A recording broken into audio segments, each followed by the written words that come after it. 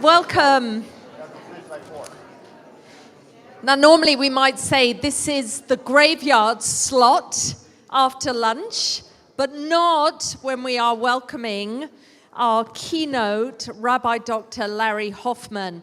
So let you just settle down. I'm going to do a tiny brief introduction so that Larry really gets all the time, and you will thank me for that. So Rabbi Dr. Larry Hoffman is Emeritus Professor of Liturgy, Worship, and Ritual at Hebrew Union College. He also manages the Tisch Fellowship. He has had not just one, the Tisch Fellowship, which draws out cantorial and rabbinical students of note to create a special pathway and to really nurture the new rabbis and cantors of today. Larry has had not one, but 2 books awarded the National Book Award in the US.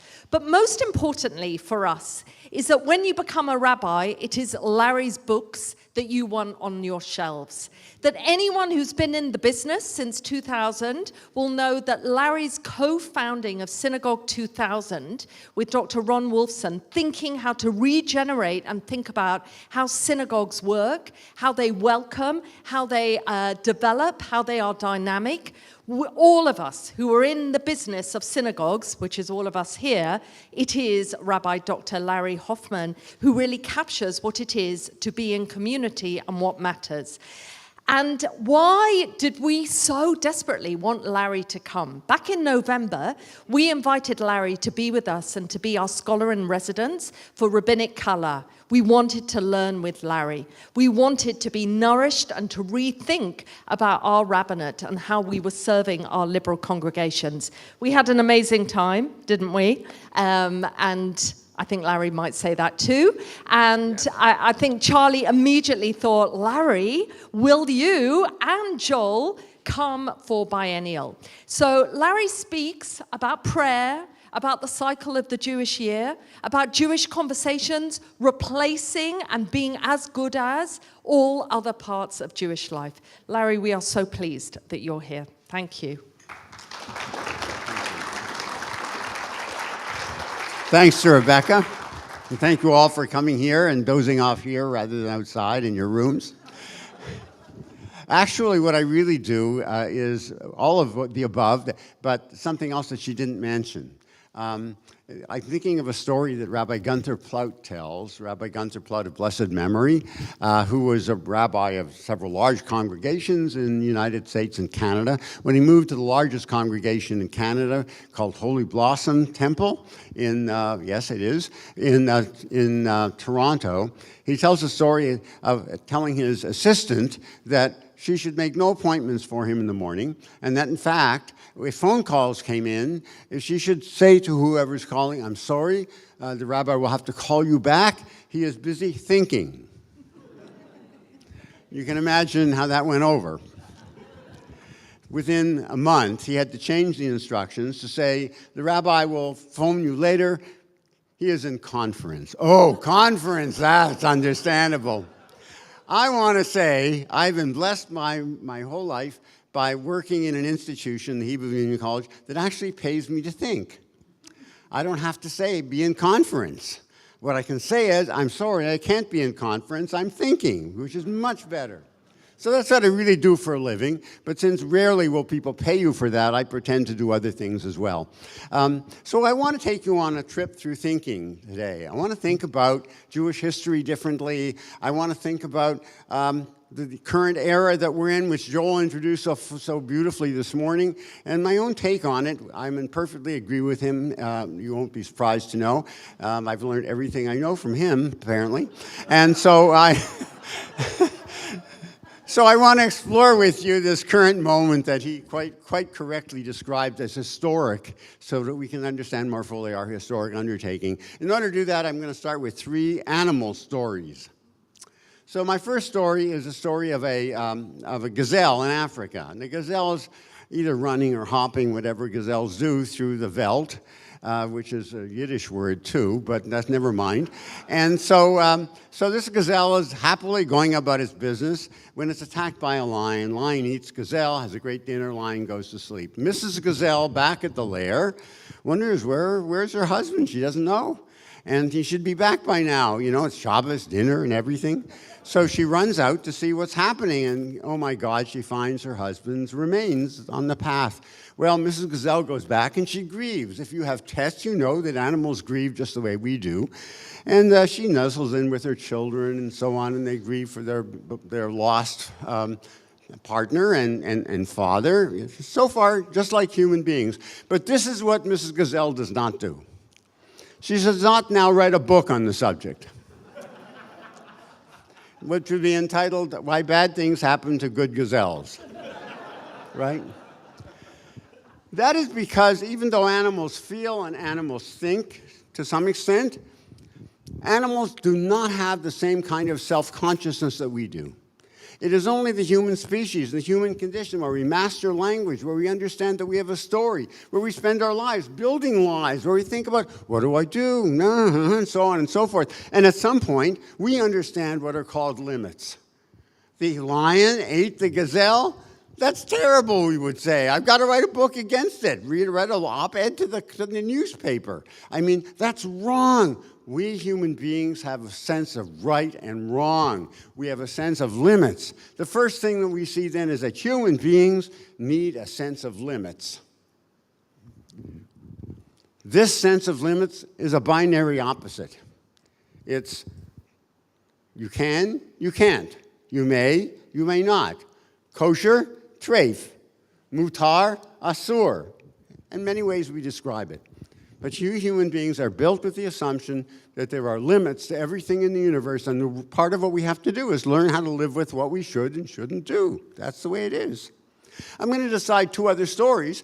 Both stories indicate two other ways that human beings differ from animals. The first one is we have a sense of limits. Not what we can and can't do because of our physical ability, but I mean moral limits. Limits to what you should and shouldn't do, that kind of thing. All right, second story. Second story is a bumblebee. We have a lot of bumblebees where I come from, and I know very little about them, except that they come out when you're sitting in your sukkah. That much I know. But bumblebees are very smart animals. They can communicate with one another, send messages back and forth. But here's the most amazing thing about bumblebees. They get up in the morning, and they fly somewhere, seemingly random, and they end up on a flower. And they do something called pollination, whatever that is, I forget. And then they move to another flower, and to another flower, another flower. Comes the end of the day, who knows what flower they're on? And this is the amazing thing. They know exactly where they are and exactly where they have to go home to, where their hive is, and they can take a beeline home. They know exactly how to get there. This amazes me, because I lose my car in the parking lot in 5 minutes. So I observe that bumblebees, like other animals, know things. It's not like they are ignorant. They know a lot. Some things better than me. But here's what they don't do, what human beings do. We not only know, but we know that we know. And we know that we don't know. And we know that if we could know what we don't know, then we would know more, but still there are things we don't know, and on and on and on. We then are self-conscious animals again, and part of what we do is not just limits. Part of what we do is we are in love with truths. I mean, all those factoids that they give you. Guess what I read in the paper? You won't believe what I just heard. And some stupid fact comes out of your mouth, and your friend says, wow, really? No kidding. We love new truths. Truths, we just live with them. Now, that means we have to decide, but is it really true? Especially now in our era with false news and what goes on in the internet and so on, right? But even before that, there was an attempt for us, we really wanted to know, is that really true? Are you serious? Is it really so? So part of what we do is we negotiate not just limits with a binary opposite of you may not, but truths. We want to know what's true and what's false. This then is the second way that human beings are different. We not only know, but we know that we know, and then for we have to decide, is it true or is it false? And we build up a set of truths by which we shall live. We need limits and we need truths. Third story. Third story is a Canadian beaver. Now you ask, why a Canadian beaver? Because I come from Canada and I have a certain loyalty, and because I first encountered beavers in Canada, which is not exactly true, actually. I went to a boring summer camp one year, and the counselors would say, go look for the beavers. So we stood there looking for beavers, and we never saw any. But there was a beaver dam, and he would say, just watch for the beaver to come out. It never did, but I imagined it. What if I'd seen a beaver? What would it look like? Well, I know they're busy as a beaver, right? So I know what they do. They mostly do chomping. They chomp on wood to build homes. So here's what you get with a beaver. Chomp, chomp, chomp, chomp, chomp, chomp, chomp, dot, dot, dot, dot, dot, dot, dot, dot, dot, dot, dot, dot, dot, dot, dot. That's it. Here's what you don't get from a beaver. Dot, dot, dot, dot, dot, dot, dot, dot, dot, dot, dot, dot, dot, dot, dot, dot, dot, dot, dot, dot. You will never get that from a beaver. Human beings, on the other hand, can't help but put things into music. We can't help but find patterns in things. We are in love with patterns. We can't stand things out of order, even messy people. My desk doesn't always look wonderful, though it might underneath everything that's on it. But every once in a while, you like me, you look at your desk, even in this age when you don't use paper. Somehow, paper grows on my desk. Don't you once in a while look at your desk and you say, that's it, that's enough, I've had it up to here, so far, no further, I'm going to clean my desk. So what do? I look at my desk and I say, oh, here's a paper I should have read, I'll put it in a pile I should read. This is a bill I think I paid. I make a new pile called bills I think I should pay. Then I see a to-do list from a week ago, but I didn't do it. So I put it on to-do list pile. Soon I run out of piles and I say miscellaneous. Now I have 5 piles sitting on my desk. I still don't know where to find things, but it looks good, you know? I feel much better. There's something about we want things in order. You know all those science fiction movies about the blob that metastasizes? And why do we fear cancer so much? Because it metastasizes. The very idea there's a blob inside of you. I mean, you can't control it. It shows up anywhere. That's our greatest nightmare. The world is out of control, completely out of control. We can't stand that. Part of us is this aesthetic instinct to want things that cohere, things that have form, structure, pattern. We love patterns of things. We find patterns even when they're not there. We insist that the world should make sense. This is the third way in which humans are different. It's an aesthetic sense that there should be order, pattern, structure, beauty. It should all cohere, not just be an utter mess. We can't stand it if our lives are an utter mess. That's our greatest fear. Oh my God, things are out of control. Me too, right? All right, now, human beings who need these 3 things need them because of the human condition. And we have invented something which will help with the human condition, and that thing is called religion. All religions provide these 3 things which we need all the time: limits, truth, and meaning, I will call it. Where things cohere is meaningful. If I yell out to you something like 7, you say, 7 what? I say, days of the week. You say, right, Shabbat, 7. What if I take some dice and I throw it? You say, craps, I got it. You're rolling a 7. In other words, only with 2 sets of data does the first make sense. That meaning is when things cohere. They make sense. All right, we need these 3 things. Religion gives us all 3 of them. All the time. But, and here's the fun part, at various stages in human history, with different religions, it's different. We'll talk about Judaism today. No surprise there, right? Judaism, we will find that at different stages of our history, One of these three strategies or games, I'll call them games, like they tell you how to move in life, right? One of these three games takes priority. And you can look at Jewish history and see it as a pattern in which one game took priority with the rabbinic period. Joel talked about that this morning. A second one takes priority in the 19th century with the Enlightenment, hitting Jews that were released from the ghetto with Napoleon. And a third one takes priority now. And that's what makes this an exciting moment. We are changing the game. And only if you understand that do you understand what we are about as progressive Jews. Only if you understand that do you know why this is a historic moment for us. Why, as I described it this morning, we are living through a singularity, a uniquely historic moment in time that we want to be part of. So very quickly, let me take you through Jewish history and show you how these games have played themselves out. We'll start with the rabbis, all right? Joel talked about halakha, Jewish law.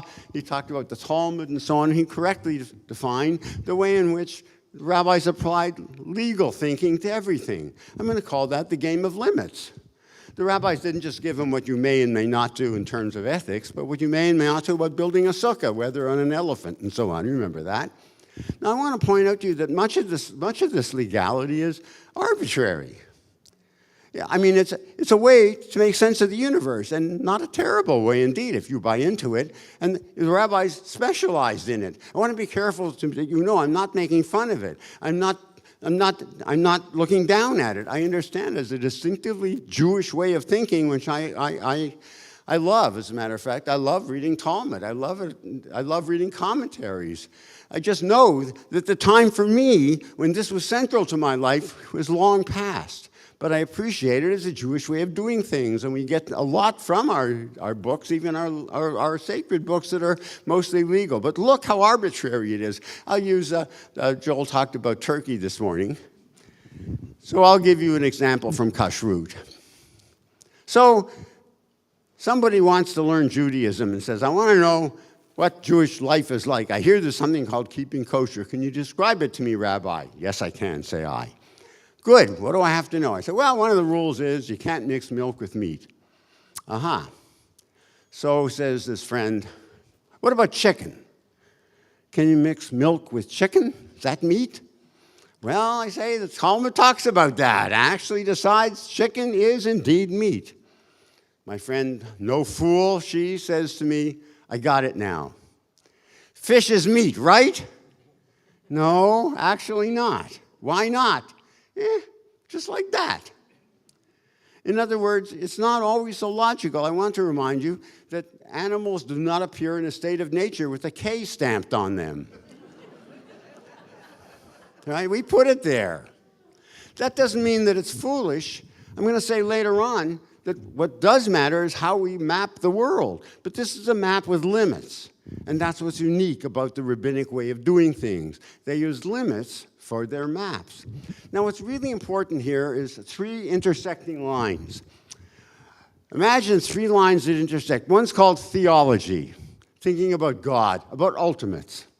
Another one I'm going to call anthropology, but religious anthropology. In other words, a theory of human nature. And the third line is cosmology. Gee, what's the universe like out there? Is there even an out there? Right? Now, in fact, our deepest selves, we stand, here I stand, as it were, at the intersection of those three beliefs. What do you think about the world? What do you think about human nature? What do you think about ultimates? That defines your basic stance in life. And each of the three periods that I'm about to describe, the limits period that we're looking at now, from rabbinic times all the way to the Enlightenment, and then the Enlightenment period, and then finally today, there's a different view of cosmology,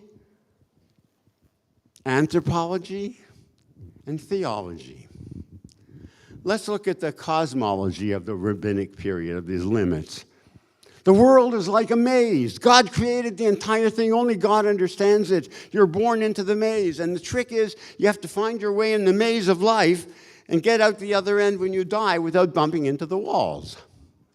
The whole point is to make sure you operate properly. So you learn what shoe to put on first, what shoelace to tie first, what you can wear, what you can't wear, what you can eat, what you can't eat, who you can marry, who you can't, what all these sort of rules, and that becomes your life, right?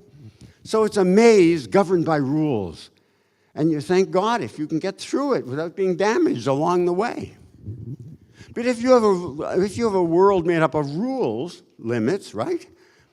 You can't have rules without a rule maker. And what does that make you if you're constantly trying to figure out the rules? What's your anthropology? The anthropology is, well, you're all basically backsliding children.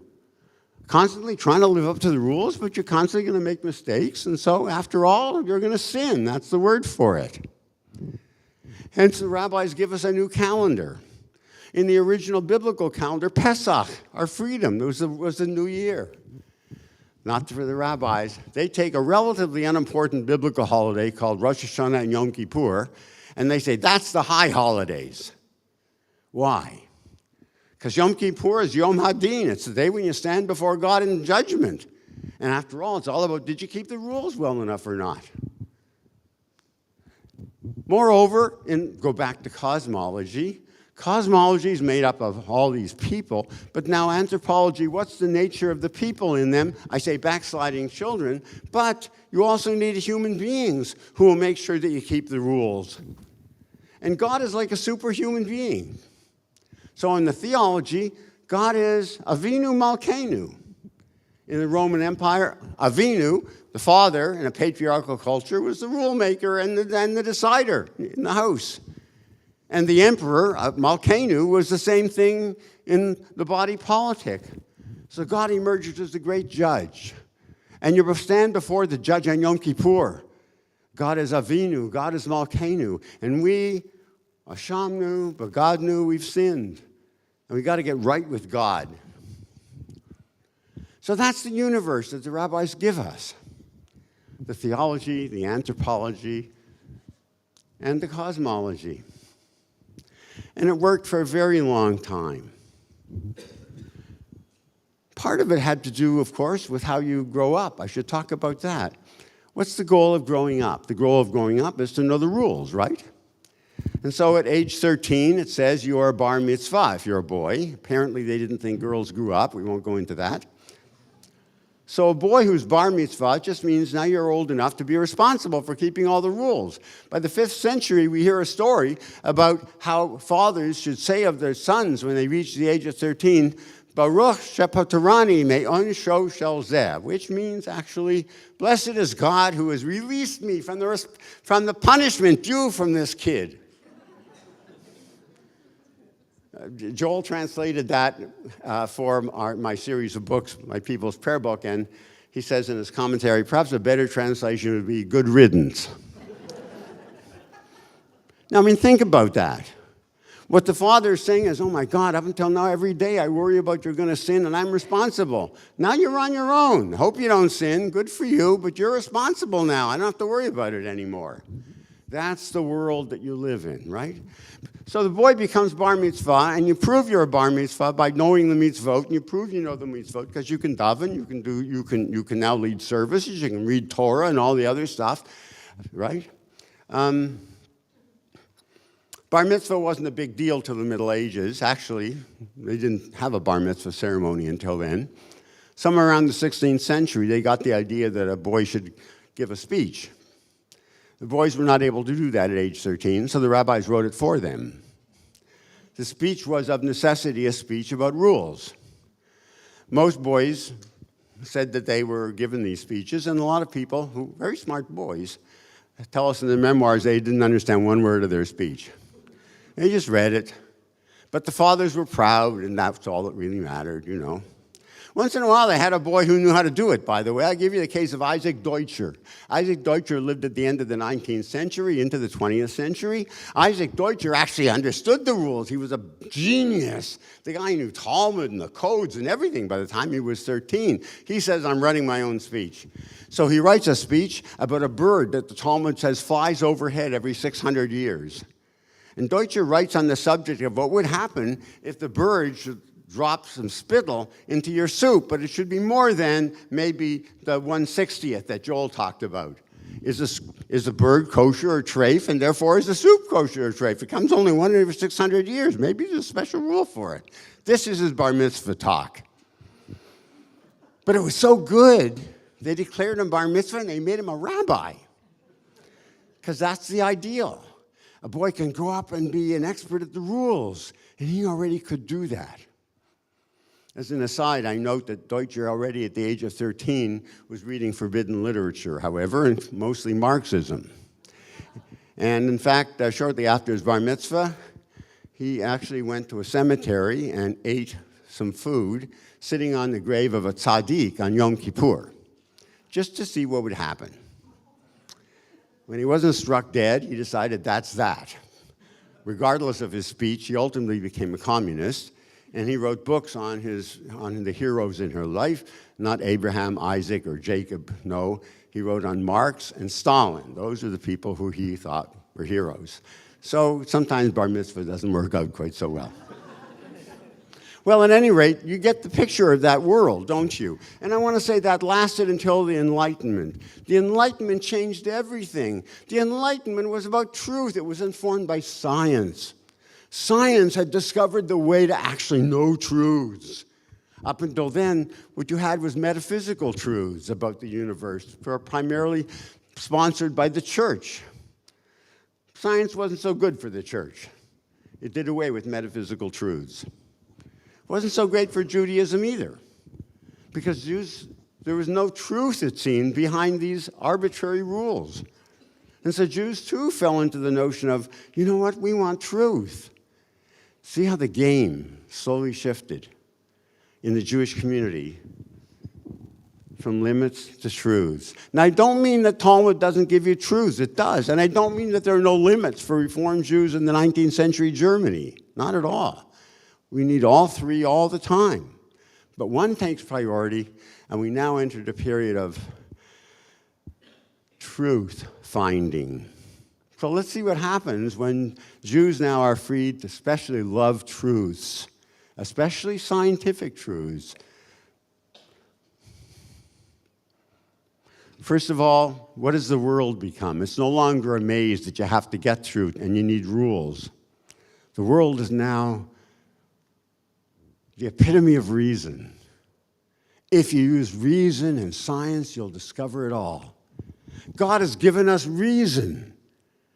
God is, in fact, a giver of reason, but even God, come to think of it, changes, because reasonably you can't think of God having a body anymore. Even Moses Maimonides knew that. So God became, for these rabbis in Germany in the 1800s, God became an idea. They just started with the God idea. Because an idea is true or false. And a new question suddenly pops up, a question Jews hadn't bothered asking mostly. Do you believe in God? Like, do you believe in whatever else it is? This now became a Jewish question. It was not a big question before that. The question before that is, are you going to do the rules? Do you know how to keep kosher? Do you know how to keep Shabbat? That's the question. But now it's, if God is an idea, how do we know God? And how is God knowable? And can we now believe in God? And what kind of God do we believe in? It's now all about truths, you see? And we ourselves, what's human nature? Anthropology. We are now people of reason. This is the age of reason.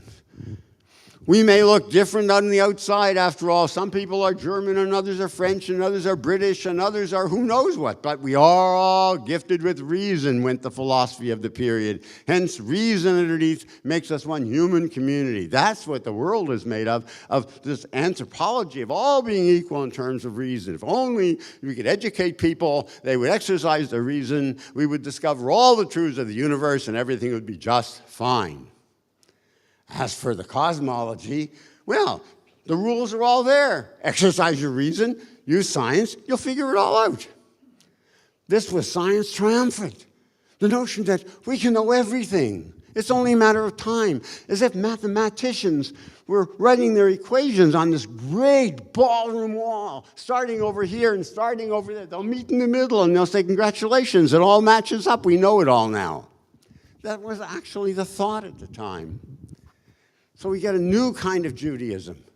A Judaism intrigued with truths. By the way, they did away with bar mitzvah. After all, how many truths can a 13-year-old kid know? Forget it. But wait until you're a little older and they'll have something called confirmation. And girls can know truths too, mazel tov. So now girls can be confirmed as well. Now both girls and boys can grow up. And they prove they grow up by knowing the truths. It wasn't like you had to now daven or you had to lead services. Instead, they had something called a catechism. Boys and girls at age 15 would walk up to the front, and in front of the ark, they would say, I believe in God and Torah and Israel, or whatever they were taught to say. In other words, demonstrate you know the truths. Congratulations, you're an adult. Everything then changed with the notion that it's all about truths. And that lasted until into the 20th century. Because by the 20th century, even by the early part of the 20th century, it was becoming apparent that we would never know everything. In fact, at one point, I think it could have been 1831 or 1931, when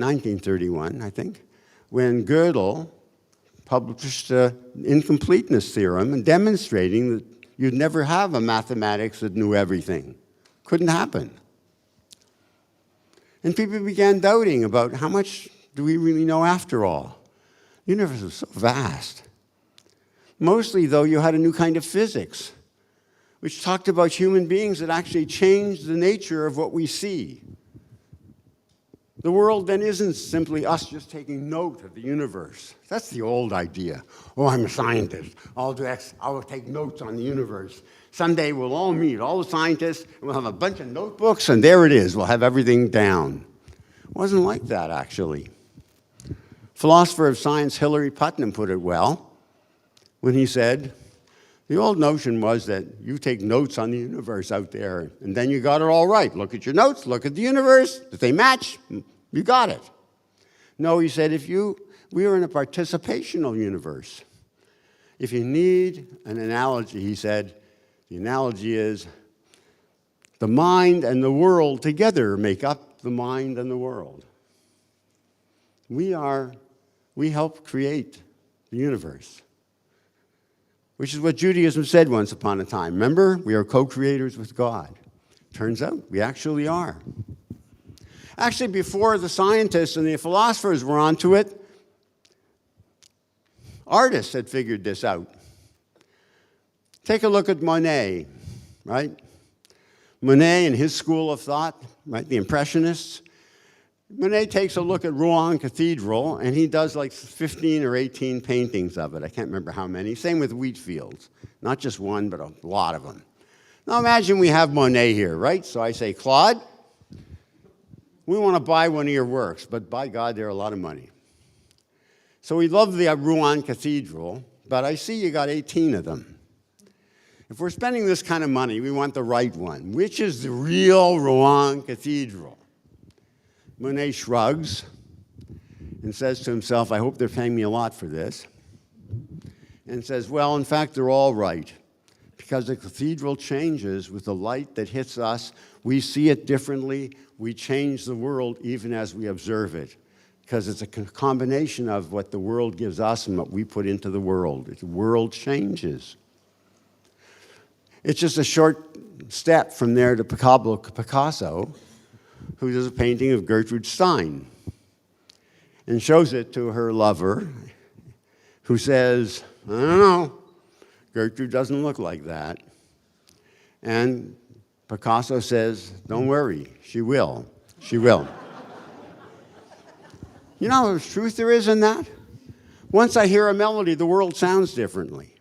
I sing my way through it differently.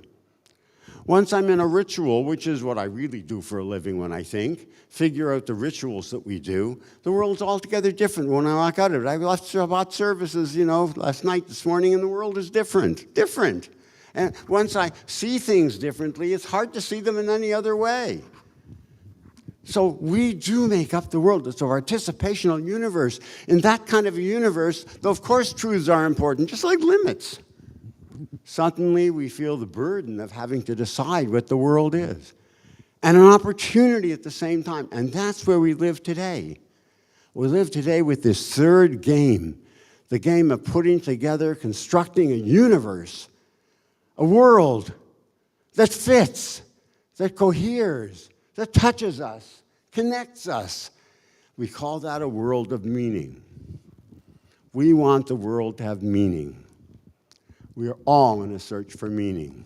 By now, that's commonplace to say, but it's so profoundly true. What we look for now from religion, us, from our Judaism, we're looking for meaning. What is meaning? Meaning is the way we connect disparate facts, different observations about the world, and make a picture of it. It is all about meaning. Now, I could give you lots of examples of that. I have time for just one. It's the calendar. We really don't know what time is. Well, who knows what time is, right? But we all know it's important, and we try to keep time. But what actually is it? So we devise a way to make sense of time, make meaning out of it. We call that a calendar. How many people here still buy paper diaries that you put in your pocket? How many people do still buy them? You wouldn't admit it because you think it's old-fashioned, right? Most of you remember those days. If not, ask the person older sitting next to you. So we used to buy these diaries, and you spend, I don't know, 15 pounds on them or whatever it is, and you get it for each new year. And now you open it up and you look at it, and what you discover is about 15 pounds on nothing. Not a thing in it. Now you observe that actually has numbers written down the side, and you open it at a double page, and the double page tells you what time is. Time is divided into a week. A week is made up of 6.5 days, because one of the days is smaller than the other 6 days. Now, nothing's written down except there are numbers on the side, and you discover now the point of time. The point of time is to fill it up with appointments. You would never admit you have a free day. God forbid. You're always busy. If you're not busy, there's something wrong with you. You're not living up to expectation. You are not filling up your time productively. It's always important to have too many appointments. And when people say, how are you? The right answer is busy, busy, oh, busy, busy. Good for you. You're useful, we say. The rule seems to be that the person who dies with the most books filled with appointments wins. I now give you a different concept of time, the Jewish concept of time. Because you can get Jewish calendars here too. I assume that, like in the United States, these come for free. It doesn't cost you 15 pounds. These you get probably from the kosher butcher, I don't know, or the funeral home maybe. And they're very big. You couldn't put it in your pocket or your pocketbook no matter what you wanted to do. They go on your wall. Now, when you hang it up, you look at it, and the first thing you notice is that this seems to be devised so that poor artists have a place to display their ware. Look more carefully, you see there's a bottom panel, see? And the bottom panel, there's your Jewish time. And what you discover is there's no room for appointments. It's already decided. Tells you when Shabbos is, tells you when you have services, tells you when to light candles, and special days. Our time comes patterned already. And the pattern is pretty obvious. Some days are written in red. They're the good days. One each week is called Shabbat. Day before is called Erev Shabbat. Day after is called Motzei Shabbat. The other days have no names, they're unimportant. The only purpose of time is to get to Shabbat. Right? Tense, TGIF, thank God it's Friday. I figure that was written by a Jew. And then you have days that are read behind Shabbat, like Rosh Chodesh. And that's a great idea. Imagine it's like Rosh Hashanah. Rosh Hashanah is just the biggest Rosh Chodesh. They used to say Kiddushan for Rosh Chodesh. Imagine that. Every month you get to start all over again. Wow. And then there are the holidays. So we live by our calendar. That's how we pattern time. So here you have a choice, friends. What calendar is most important to you? You want to die and win because you had a whole lot of appointments? Or do you want to know that you kept holidays or family times, times to pray, times to think, times to celebrate your freedom at Pesach, and so on? You have a choice. Do you want to make up time all by yourself, or do you want to fit into the time that Judaism provides you? And if you're here, you probably value the Jewish calendar. That's what I mean by a Jewish way of patterning the universe. And there are many others as well. The whole point of going to services, I was talking this morning to people, is it's a way to understand the patterning of the Jewish universe and to pattern our lives in a different way. Well, we live then, to sum up, we live now in an era where, of course, we need limits, and of course, we need truths. But you know what? I got lots of limits. We don't need more limits. The people who don't keep the limits don't keep them because they're not meaningful. And I don't need more truths. I'm super saturated with truths. I don't want to go online anymore for anything, God forbid. I'm overwhelmed with them. And besides, I can look up what I want. But meaning, who doesn't want meaning in life? That's what we need. Synagogues are a place now that provide people with human meaning. Communities that mean something. Conversations about the things that we worry about and we don't want to talk to anybody else about. What happens after we die? How shall I raise my children? How shall I be a good grandparent? What do I want to leave behind to the world? What do I stand for above all else? How shall I help the world in my own little tiny way when it seems like I can't be of any use on a big scale? And on and on and on. What do I think about the world? That's what meaning is about. Another way of thinking of it is mattering. That's why I love the title of your biennial weekend, to share what matters. Because when we formulate the world, we are formulating it in a way that matters to us. We connect this with this because we like the picture that it conveys. Hence my last analogy. My last analogy is, I remember when I was sick, and a lovely woman, a friend of my mother, who I called Auntie something or other, brought over a gift. It was a gift that no one gives anymore because now everything's on your phone. But in those days, it was something called a massive workbook. And in it were all kinds of fun things you could do as a kid. And one of the most fun things was connect the dots. Now I think about that. I'm a 7-year-old and I'm connecting the dots and I love it. And I turn the page and I do it again and again and again. And I think back, why did I do that?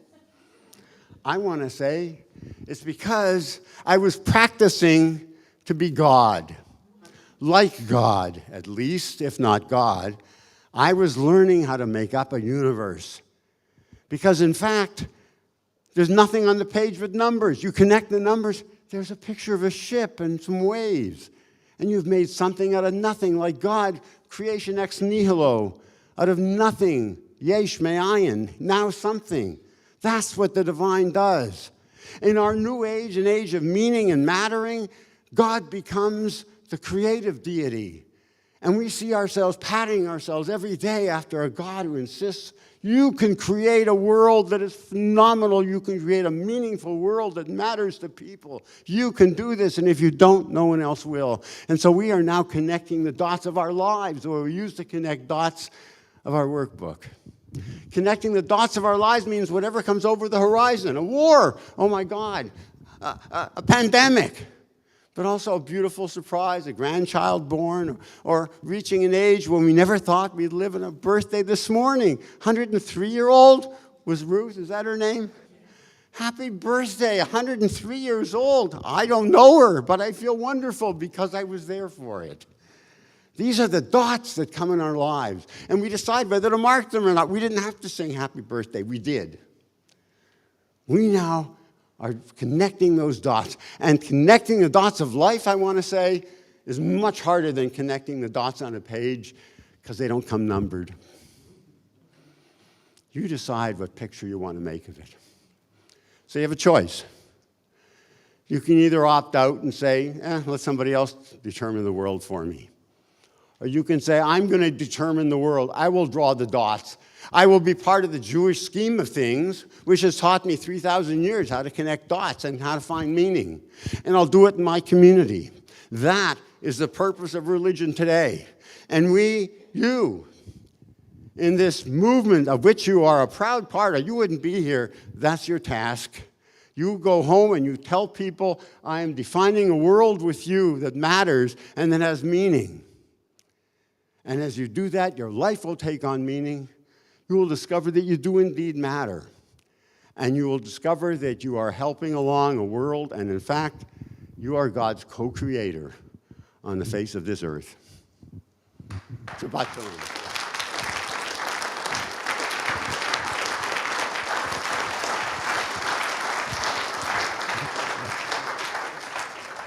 So I didn't leave as much time as Joel did, but then I started a little later, and I didn't talk quite as fast, but all right. Maybe I did talk as fast, but it's easier to talk fast than to listen fast. So do you want to take questions? I actually don't see very well, so I can't see if your hand is up or not. So I'll allow my helper over here. What's your name? I can't even see who. Becca. Yeah, oh yes, now I see you again. I remember. Thanks. Yeah. I was just thinking, when you talk about meaning, isn't that really another way of saying we need new limits, new truths, because there is no meaning outside those things? Yes, you are right. In other words, we need all three all the time. But now we are aware that only through meaning can we arrive at the limits that will be meaningful to us.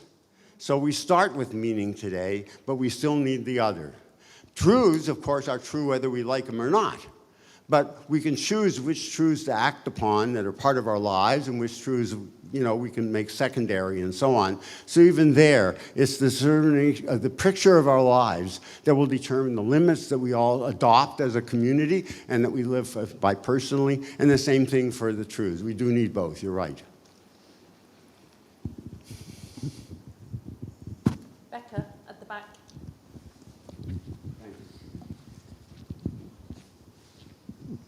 Thank you. Would you agree with the view that the rift between science and religion came in the 19th century and may have been based on misunderstanding? Ask me that again. Do you agree with the view that the rift between science and religion came in the 19th century and was based on misunderstanding? So, no. The rift came earlier. The rift came already with Newton. And the rift came already by the 17th century and was alive and well in the philosophy of the 18th century and to some extent in the 19th century. But it didn't strike Jews until the 19th century. And that is because we were in ghettos until then, largely. It was Napoleon who released us from ghettos. And when that happened, the forces of the Enlightenment and science struck us, but struck us late as a community. So you don't see the fullness for us until the 19th century. By the 16th century, it was already starting the Reformation, Protestant Reformation.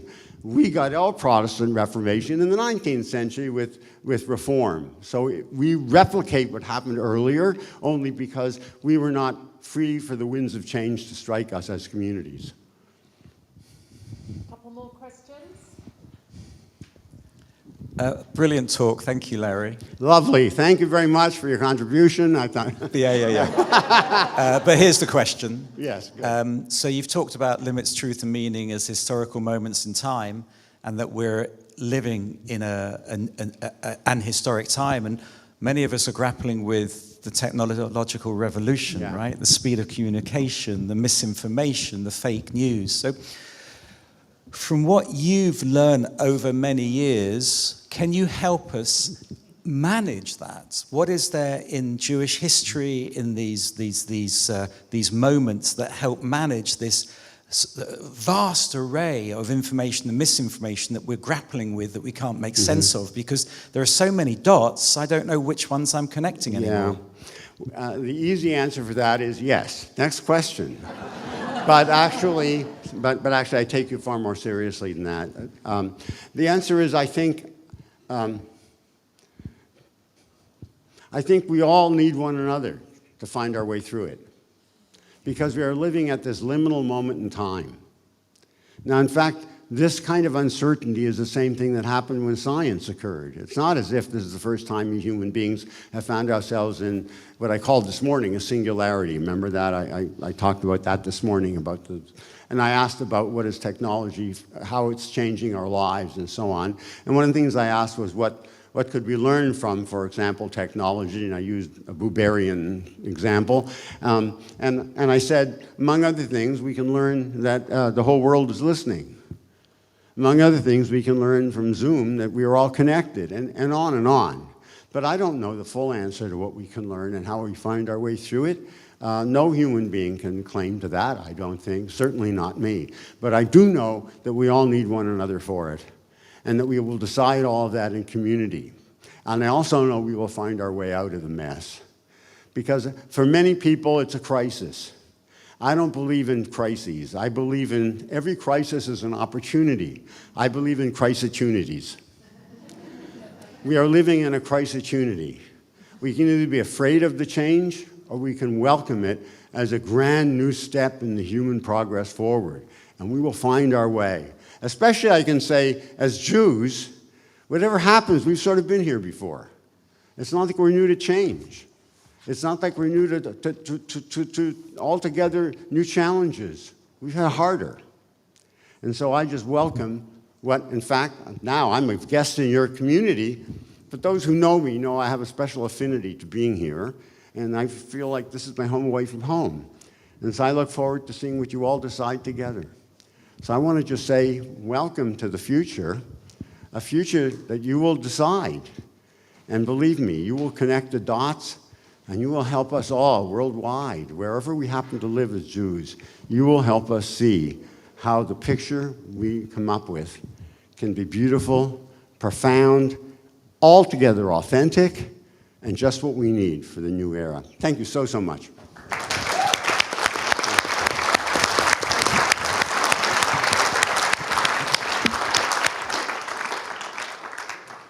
Thank you so much, Larry. Just a reminder of what's happening now. So Larry is saving his next session that Larry and I were going to do together about conversation between what's happening now, US side of the pond, and here, and what matters Jewishly. That will now be tomorrow morning. So it frees up one of your slots. That will be first thing in the morning at 9:45. And then Larry's Jewish conversation will be at 1:30 tomorrow. So now, right here in the county suite is Rabbis Baginsky and Levy will be here in the county suite. Everything else is as it says. So you have 15 minutes of a comfort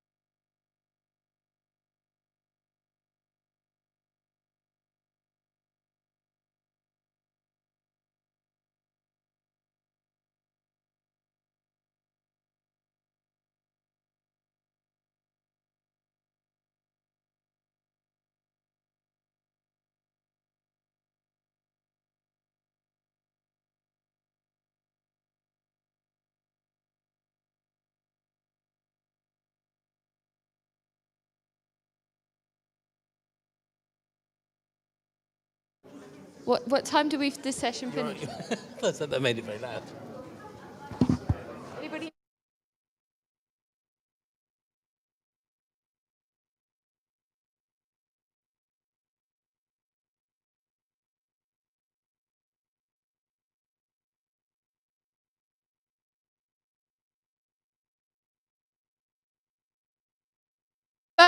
Your first task is to see if we can make a circle, leaving like a few spare chairs. So, but less than there is now. Some people aren't sitting in the circle. Some people aren't sitting in the circle. No, they have to. Yeah, there's you have to. No. I just went and spoke to them all. They were all very clear that they were very uncomfortable.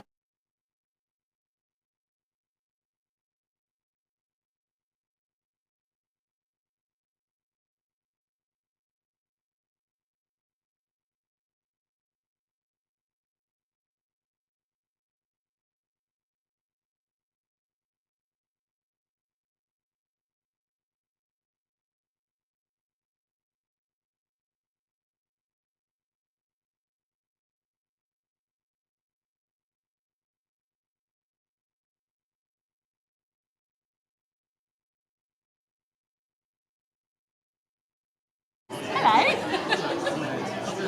How you doing? It's fine.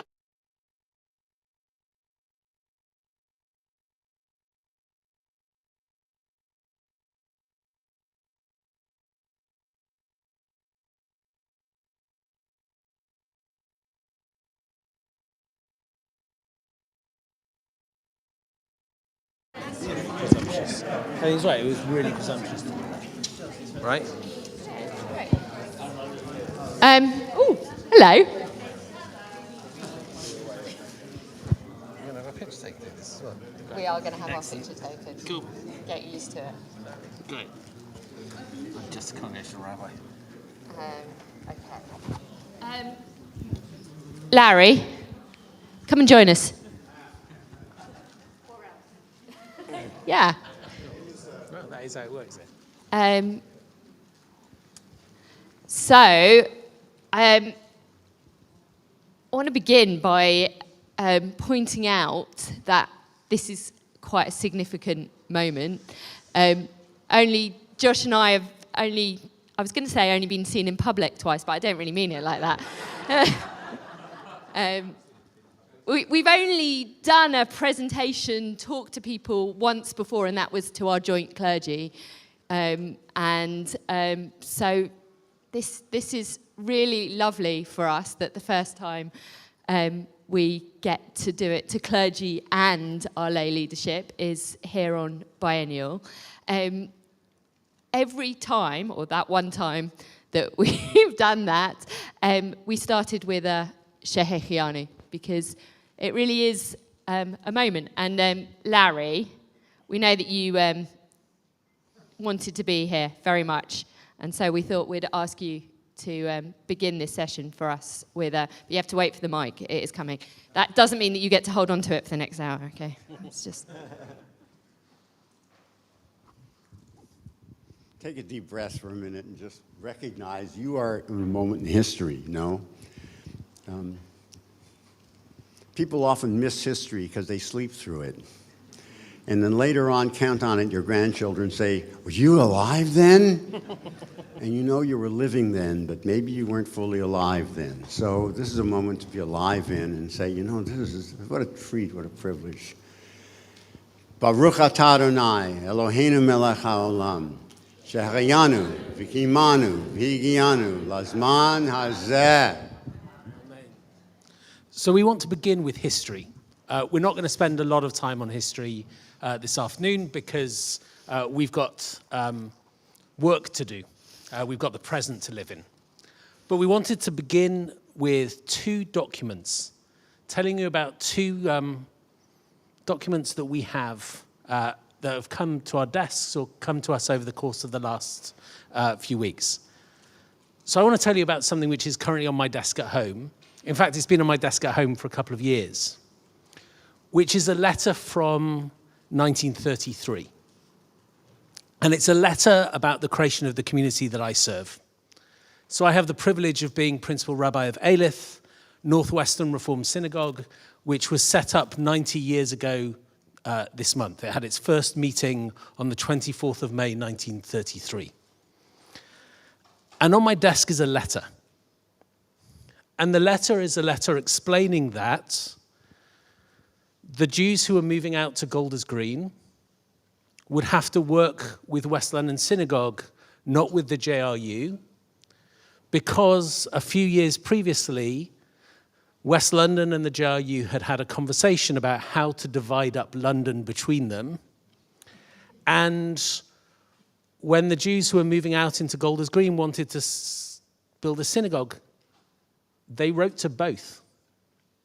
And so the synagogue that I serve, Aleph, which is now a community of 3,500 people, which originally was called Hampstead Reform Congregation. I wish they'd kept that name. That would have been so much better a name. But Northwestern Reform Synagogue, known as Aleph because of the road it's on. It's a Reform synagogue by a matter of fluke. It's just, that's the way it happened. So when Harold Reinhardt went to West London Synagogue in the late 1920s and decided that as well as West London and the other synagogues which were breakaways from the authority of the chief rabbi, he was actually going to create reform synagogues. He was going to be ambitious and encourage building. And at the same time, the leadership of the JRU were doing the same exercise. For whatever reason, they decided that they were going to do it separately. And so the synagogue that I've served for 15 years is a reform synagogue, not because of any issue of ideology or liturgy, because the Jews who were moving out to Golders Green who wanted a progressive Judaism didn't care what prayer book they had in their hand. They just wanted a prayer book that spoke their language and articulated who they were, and they wanted the freedom to create a Jewish life for themselves, and purely by coincidence, or maybe not coincidence, but purely by sort of fluke of geography, those Jews ended up having a Reform synagogue following the liturgy of West London Synagogue. It's just a moment from history, but a moment that speaks to the fact that we are also making tikkun. We are dealing with something which happened to us rather than being really intentional over the course of the last 100, 120 years. So Josh and I were both at Leo Beck College together at pretty much the same time, although JC reminds that Josh is a little bit older than me.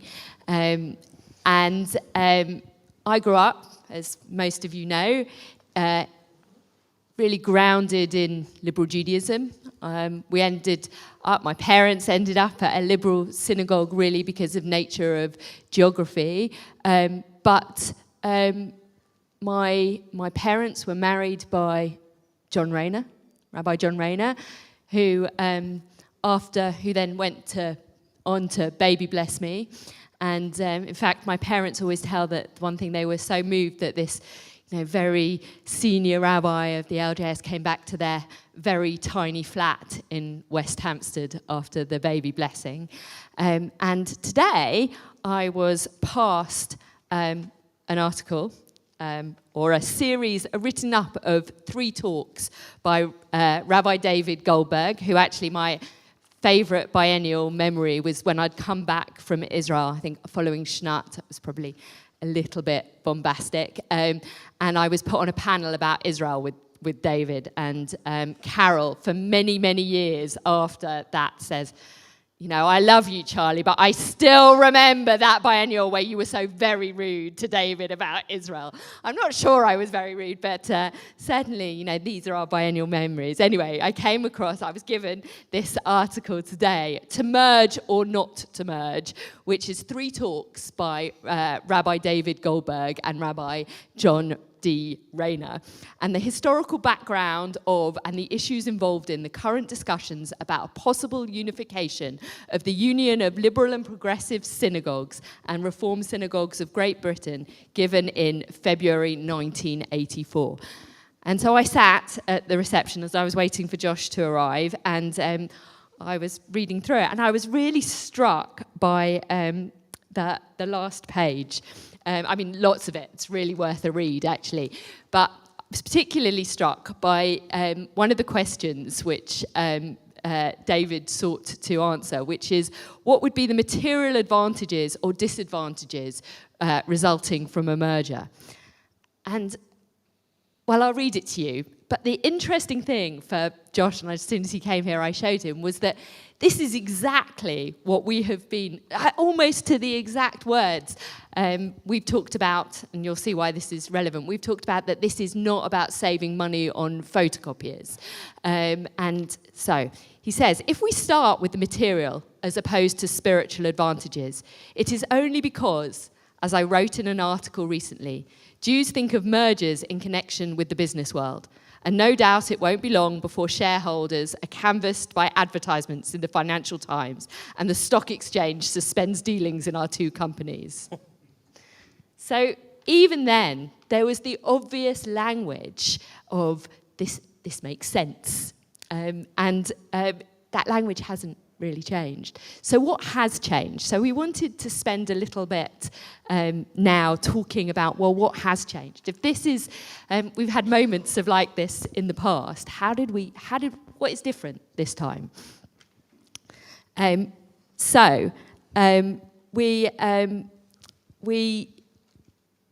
were, I mean, the first moment that we had where we realised this was different was when our two clergy organisations came together. I mean, look, you know, there have been other moments, but this was really the turning point, which only was in December. In December, both of our clergies came together for a joint meeting. It does happen from time to time, and hopefully it will happen more now. And at the end of that meeting, what was said was, what we need is a vision for progressive Judaism in the UK. And it seemed like the most obvious thing in the world, but the one question that as two movements we hadn't been talking about. And from there, very, very quickly, the boards became involved in that discussion. And very, very quickly we realised that actually that was exactly the moment to be doing that. We've talked a little bit about the fact that in some ways COVID did make a huge difference. Not so much because of any financial implications, but rather because we started working in collaborative ways that we just hadn't done before. But I think really it also happened because we realised that we could change. If we think how quickly we adapted during COVID, things where people had said, do you know what, this takes a huge amount of time to sit down and make a discussion about this, and maybe next week you might decide the chairs need changing. Suddenly during COVID, we make enormous changes to our communities almost overnight. And so I think we learnt during that period that actually if we want to jump into the sea, if we want to make real difference, we really could. So one of the things that's clear to us is that on some level, this just feels obvious, right? It feels historically obvious. It was obvious to the guys who were setting up Aleph in 1933. It was obvious to David and to John in 1984, and to so many of their Reform colleagues as well. And it was not for want of obviousness that they didn't do it in 1984. It was actually for want of will and bravery, if you look back on what happened. It's obvious to us, as people who studied together. You know, I studied with John Rayner. He was my teacher, as much as he was Charley's. It's obvious to us as people who were together at Leobeck College. It was obvious in the light of COVID. But it's not just about this being obvious. This is also a moment of need, a moment for ambition. There is something that is demanded of us as well. So the other thing that we've been realizing, and you know, we're going to speak a little bit about what we're going to build. We will get to that, don't worry. But the other thing we've realized is this is a moment that is calling out for progressive religion. This is our moment. And we are best going to do this if we do this together. It is our moment because we live in a country which is liberal with a small L, and that needs a religious life that reflects that. You know, we should be extraordinarily proud of the fact that we live in a liberal, tolerant country, and we have a unique religious offering to speak to that. We live in a country which needs our voice, that needs us to be out there speaking about what religion can be, but also about what religion, progressive religion, has to say about social justice, about Israel. There's a moment and there's a calling of us. There is a moment because right now in this country, despite all of our successes, there are a huge number of people who are not living Jewish lives to whom we are not reaching out. We don't know what the next synagogue membership survey will tell us, but the last one, which was 2016, tells us that there are pretty much as many households in this country that have a Jew in that are not affiliated to a synagogue or community as there are that are affiliated to a synagogue or community. And why do I think that is? I don't think it's because of them. I think it's because of us. It's because of what we are doing and how we are being. And this is also a moment when our communities and our clergy also need movement, need us to be something different, to think differently about how we resource and support synagogues and communities, how we enable rabbis to work creatively and sustainably, how we speak and think and write differently. So on the one hand, this is just obvious. But on the other hand, it's a moment that is calling out to us to do something different and be something different and to create something different. And we've been given this amazing opportunity because the boards of the two movements have said, go and answer that question. Go and think about what that will look like.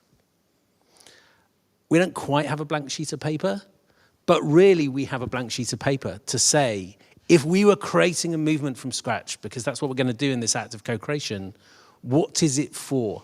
What will it look like? How will it know it's been successful? And that's why we hate the word merger, right? I know that there's been a lot of jokes about that over this weekend, but that is why we don't like the word merger. We know there's the merger drinking game, by the way. We know that that's the thing. Every time we say it's not a merger, we know that. We've heard that already.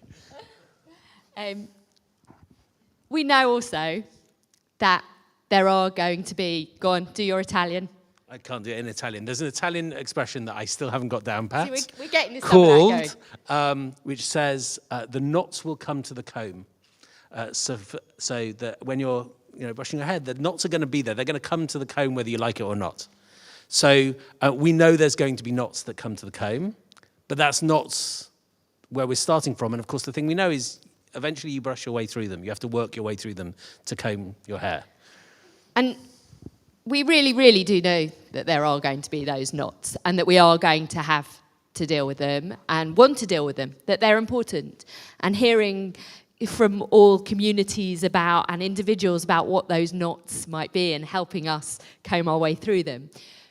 But we want to take you a little bit before we do that to the excitement, because, and I know you in this room know that I do excitement. It excites me, especially on Biennial. It's a time for being enthusiastic. But we'd like to take you a little bit on that journey about why we're excited and hopefully hear a little bit from you about what might excite you. This is an exercise that we did with the rabbis and clergy, with the clergy from both movements. And it filled our room, I think, with a huge amount of joy because it was really wonderful. So we'd like to take you a little bit along that. But in order to do that, there are a couple of, first, we'll start by giving you a little bit of an example about what we mean.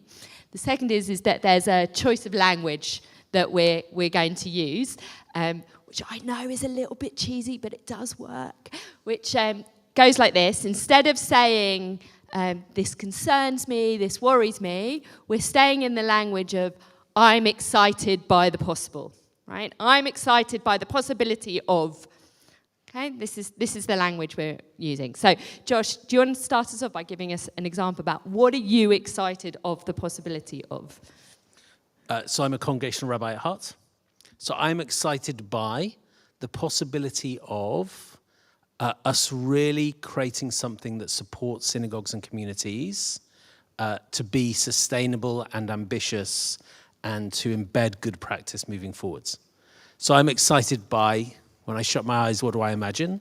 I'm excited by the Center for Synagogue and Communal Excellence, in which we pour a huge amount of resource that Charley and I go and fundraise to get into training for lay leaders, into resources for synagogues, into helping us to do the demographic research, which means that we know where Jews are moving and are able to respond to that help us to resource communities in different ways with clergy support for smaller communities and for larger communities going through transition, and which enable us to really think about how do we ensure that we are creating a rich intellectual and prayer life in our communities that people who are coming fresh to Judaism can also access as well. So you don't have to speak as long as I do. But that's what I'm excited about.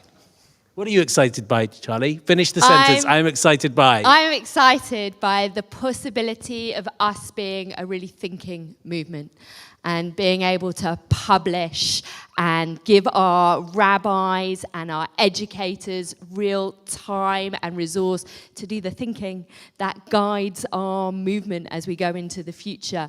Our rabbis, our educators are often really, they're really full doing their community life. But if we're going to continue to progress, to be a movement, we need to have real thinking and we need to be putting our words out there. So I'm really excited by the possibility of having thought, of growing our thinking and our voice and that multiplicity of voices. I'm really excited by that. So this moment, it's not just obvious, it's not just ambitious and demanding of us, it's also exciting. So we are going to ask you to share what's exciting for you as well. We're going to ask you just to turn to the person next to you. You can obviously do it in 3s or 4s, but this is going to work best if you are in conversation with someone, because that's how we roll as Jews. To be in conversation with someone else and together to speak about what's exciting about this moment. What's possible? If you shut your eyes and imagine, don't worry about the reasons it might be complicated. Don't worry about how we're going to pay for it. That's our problem. We're going to make that happen, right? We are committed to making sure that we are resourcing everything that we can. Don't worry about the governance structures or the funding models or don't worry about any of that stuff. Just answer the question, finish the sentence, I am excited by, because that's what this moment demands of us. So I'm going to ask you just to take some time. We're going to, how long are we going to have? 10, 15 minutes to turn to someone next to you and to try and finish that sentence. And if you're at home and you're watching this, feel free in the Zoom room to, no Zoom room. If you're at home and you're watching this, feel free to put your thoughts up, to jot it down in front of you, to enter the conversation in any way that you can. And don't worry, because we will be coming to a community near you very soon.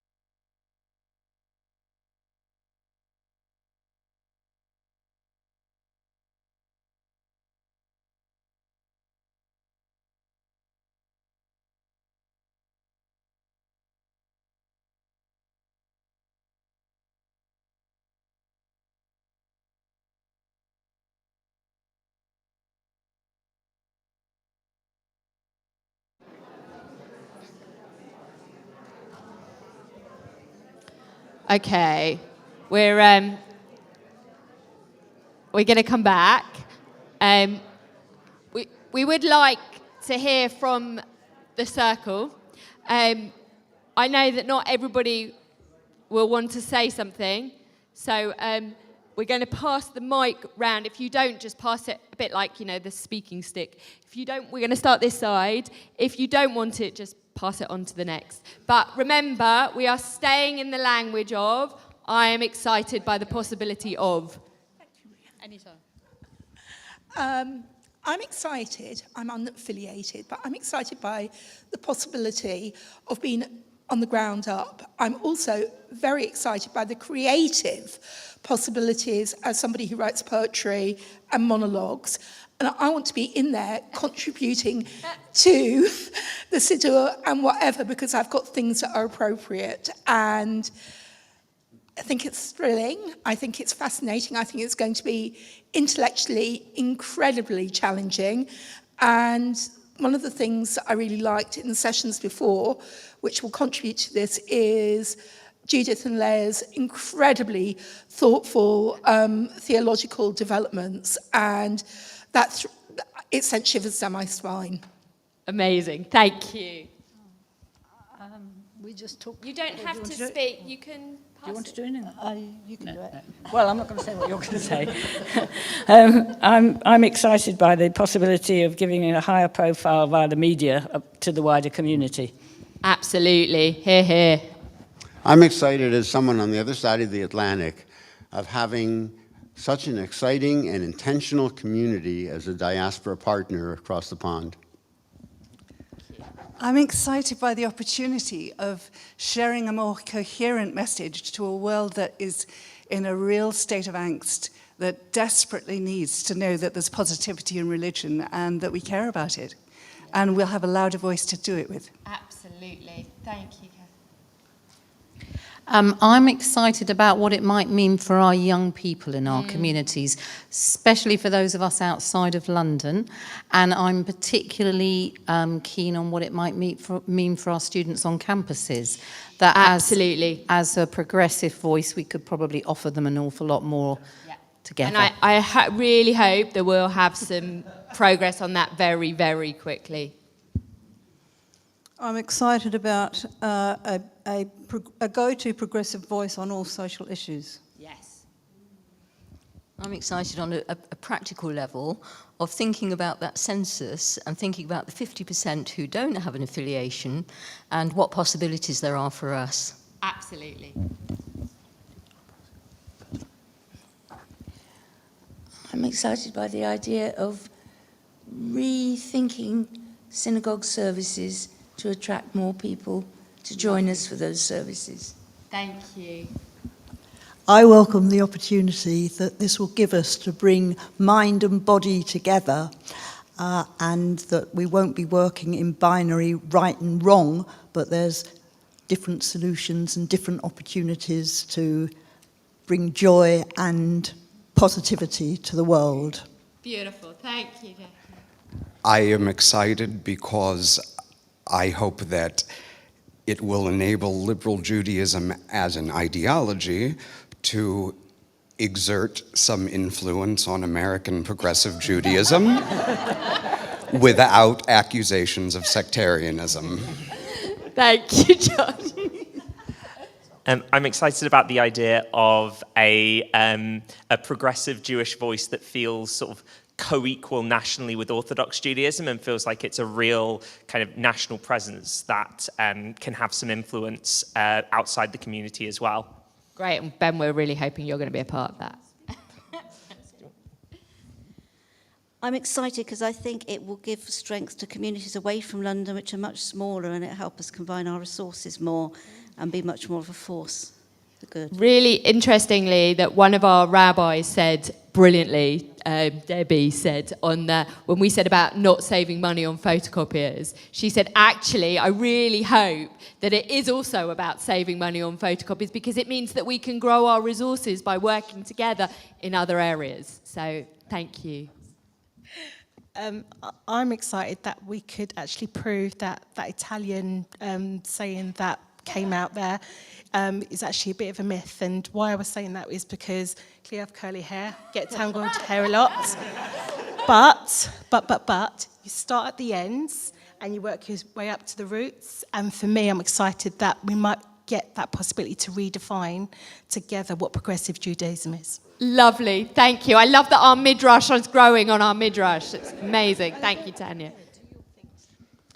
I'm excited that our rabbis, when they're being trained, are being trained as liberal rabbis, progressive rabbis, and that they don't have to differentiate between the two strands. And it should hopefully make what they do at the college even more streamlined and more unified and better. Thank you, Jane.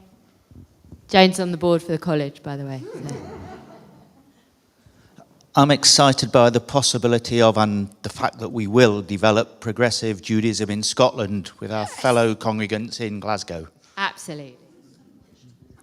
I'm excited by the possibility of pretty much everything that's been said already, particularly the point about reaching progressive Jewish students who feel a bit alienated by some of the more traditional organisations out there on campus. I'm also excited by the possibility of a new dynamism, really, like dynamic ways of reaching out to kind of the community, yeah. Thank you. What I'm excited about has already been said, but I particularly agree with Ben.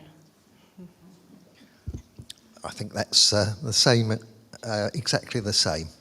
Thank you. I'm excited that we won't have to explain to the outside world and some Jews the difference between liberal and reform. Amazing. Can you pass it behind you? I'm excited about the possibility of joint support for community educators and head teachers, which has been separate up to now. Yes, thank you. I'm excited by the thought that when Josh said about there's probably twice as many families with a Jewish person in, we can perhaps be more welcoming to those non-Jewish partners and include them in our new progressive Judaism. Absolutely. That's actually what we were talking about when we were talking about what we were excited about. I'm excited about the possibility of a chief rabbi for progressive Judaism. Oh, we won't ask for your nominations today. I'm excited about the possibilities for collaboration between Reform and liberal synagogues in a similar area. I'm excited about the possibility of communities being able to learn more from each other because there'll be a broader spread of communities to share ideas between each other. I'm excited by the liberating possibilities of this co-created vision and breaking some of the shackles that both movements feel. On the same theme, 40 years ago, I was not excited by the idea of extreme negative views, and now it feels as though we've got more moderate positive views. I think it's been said already, but I think it's worth saying again. I'm excited by the idea of a single voice, single movement for progressive Judaism in this country. I think it's very interesting, you know, that there were people that were members of the Reform who actually joined liberal Judaism, and I went the other way. I didn't join them, but I went to the services. But in one particular person was Henry Cohn. His father was the president of Aleph, and he came to Birmingham and he joined a progressive synagogue there. But when he left Birmingham, he went back to Aleph Garden. So. But it just shows you the similarity. I mean, other than, you know, it was the father was Jewish or the mum was Jewish, you know, made the difference. But it just shows you that for years there have been people that were both sides of the fence. So you're excited by the possibility. I'd be glad to see just one. Great. I just want to say something about Henry. So Henry, who was... Many people here will know. Was such a macher at Birmingham, grew up at Aleph, came back to Aleph, And one of the many messages we got after this was announced was from his widow, Loretta, who sent a note to say just how proud he would be and how pleased he would be. And one of the things that's just been extraordinary for both of us has been the messages we've had from people who were around in 1984 when it was a much more complex thing, who feel that we are fulfilling their work for them from across both communities. And so, you know, Henry was very special in my life, and to have had that from Loretta was very important, because it does feel like we're doing their work for them. Yeah, he was a good man. By the way, he was also as a part of LJ, wasn't he? Absolutely, his name was mentioned last night as well. Yeah, okay. He was a vice president. I'm excited because of the opportunities for communities to work together and for them to forge a new relationship with the centre. I'm excited for so many reasons. One is that I no longer have to pretend that I'm not a Reform Jew.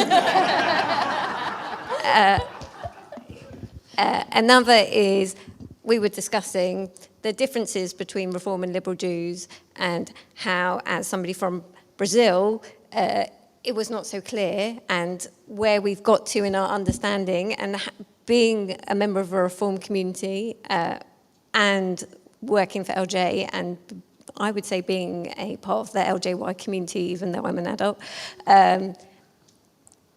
I think there is so much that we can learn from each other. There are so many wonderful things in both movements. I'm very proud to be a Reform Jew, and I'm very proud to be a Liberal Jew.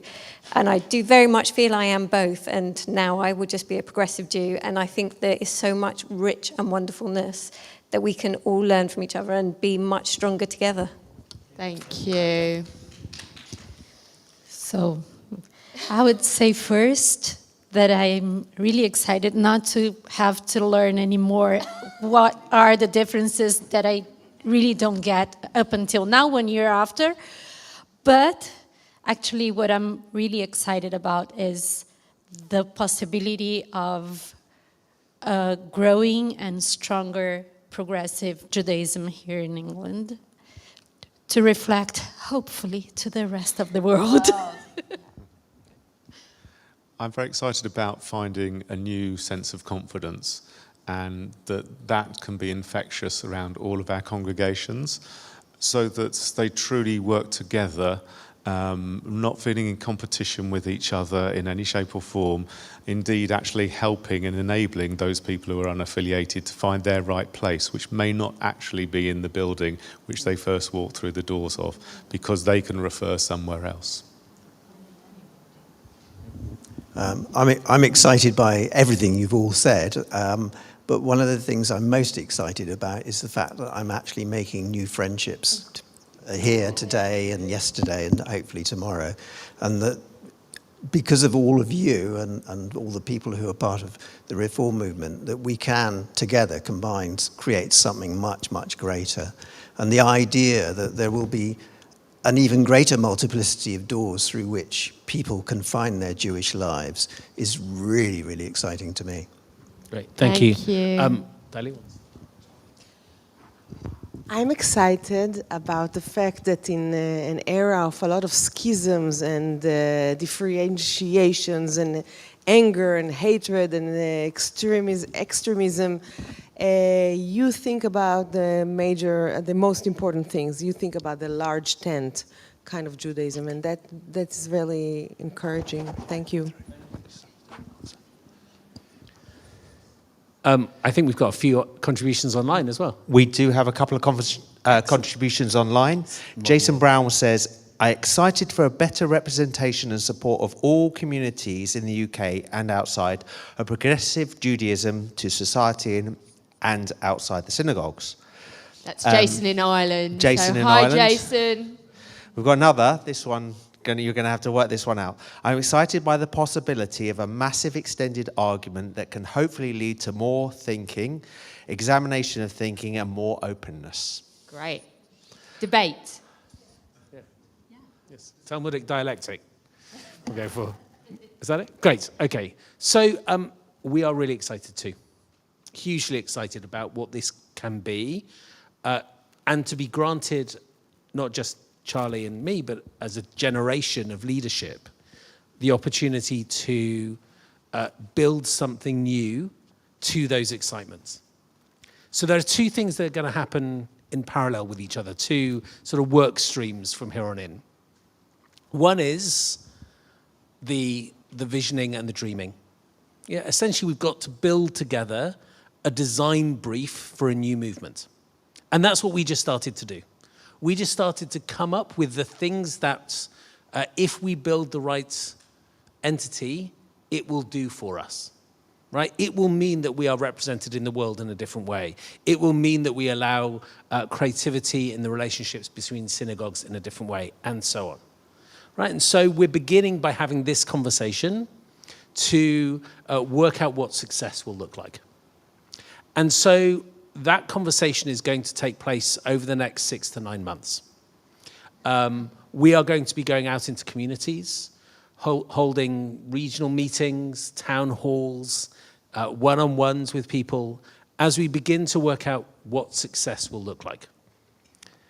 Obviously, both of us have a sort of an organogram in our heads. Of course we do. You'd want us to have a sense of what it is we're building, but we need to do this right. We get one hit at it, one opportunity to do this for fresh. And so we're going to have a lot of conversations about how we're going to know that we've done it well, what success will look like, okay?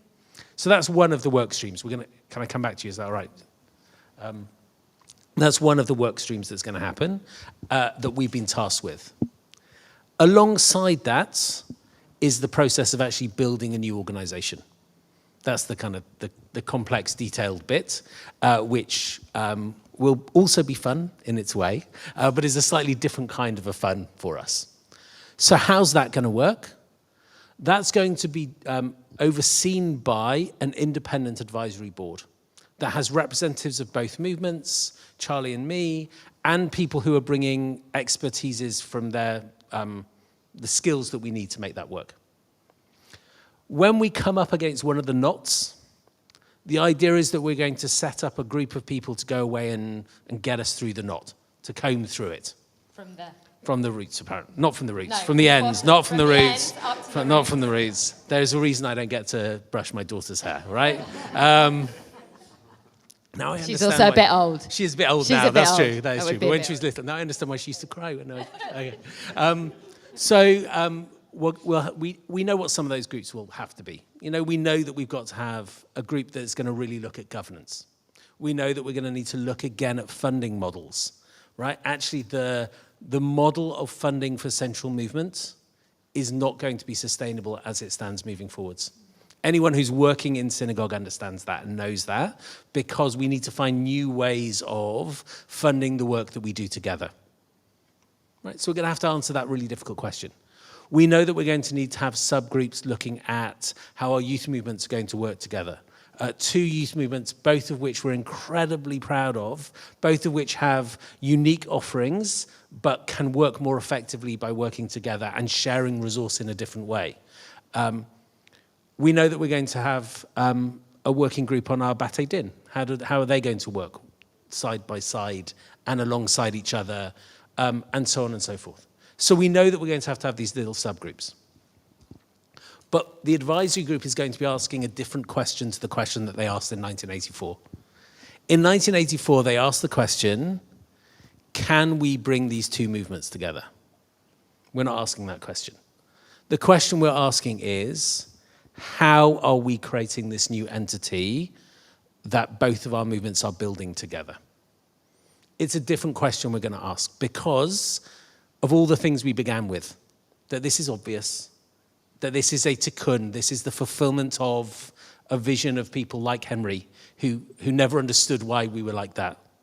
That this is an opportunity for us in terms of our relationship with the wider world. That this is a moment of calling from our synagogues and our communities about how do we resource and support them properly in the work that they do so that they can work more effectively. For all of those reasons, we're not asking the question, can we do this? If you ask that question, the answer is probably going to be not the one you want to hear. We're going to be asking the question, how do we do this? So we are going to be working fast, as you know, and one of the things we all want to recognize is at the very beginning it happened really fast, and that's something that kind of took a few people by surprise. It was a moment of kind of inhalation, and so to recognize we're moving fast, but we're also going to work slowly enough that we can make sure that we're really getting it right at the same time as well. In terms of the critical path, we think that this is an 18-month to 2-year project, probably, but with a very exciting goal in mind. So what we would like to do, you get to tell this one. Yeah. What we want to do, and Carol, if you're listening, Phyllis, that 2026 is 100 years since the founding of the World Union, which happened here in the UK, where founders of liberal Judaism were very much, as well as Reform Jews, very much involved in the founding of the World Union for Progressive Judaism. It was a turning point in progressive Judaism in the world. It is only right that 2026 we have a huge international conference in the UK marking not only 100 years of the World Union for Progressive Judaism, but that we mark the moment of the final establishment of progressive Judaism here in the UK, which we are confident, we are excited by, and that we really, really believe will be the founding stone to guide progressive Judaism in the world. Let's hope, So that's our intention, that's our excitement, that's our critical path. Okay, so we have got about 15, 20 minutes left. No. Have we not? 5:30, no? Is it 5:30? Yeah, okay, go. Yeah, sorry, I know your program. He's learning. We wanted to have time for questions and for thoughts. We also wanted to do something we haven't done before, which is we recognize that one of the kind of knots that might come to the comb, one of the things we need to do is also to build the opportunities for understanding as well. So to recognize that, in doing this, one of the other things we need to do is to be able to share who we are. So one of the things that we are putting ourselves up to do is also to ask questions about and answer questions about the other. Because this is a moment of understanding. So there are questions, and we'll come around, and I haven't forgotten, we'll come to you. But also, if anyone has a question that they desperately want to ask about Reform Judaism, I cannot promise that I know the answer. But I will do my best to speak about where there are difference of emphasis, where there are things you think you might have heard that Whether all biennials always have bacon on them. Sorry? Whether biennials always have bacon on them, you might want to. I don't know anything about that. But those sorts, if there are questions or things that you would want to ask about, then we're really happy to try and answer that as well, because we get that this is also a moment of understanding and coming together. And I think probably the first time a Reform rabbi has sat in a biennial and said, ask me the difficult questions about Reform Judaism and I'll try to answer. Danny says no. Danny said no? Tony? Ah. Brilliant. Great. Oh, Shoshana did it. Shoshana. Excellent. Okay. Excellent. Great. So we have the opportunity. I think Becca is on phone. We're going to go over there first, I think, because yeah. Hi. Is this working? Yes, it is. Hello, I'm Miriam. I come from a interfaith family. My husband recently just left Jackson's Row, and I have been a member of York Liberal for as long as I can remember, which isn't very far.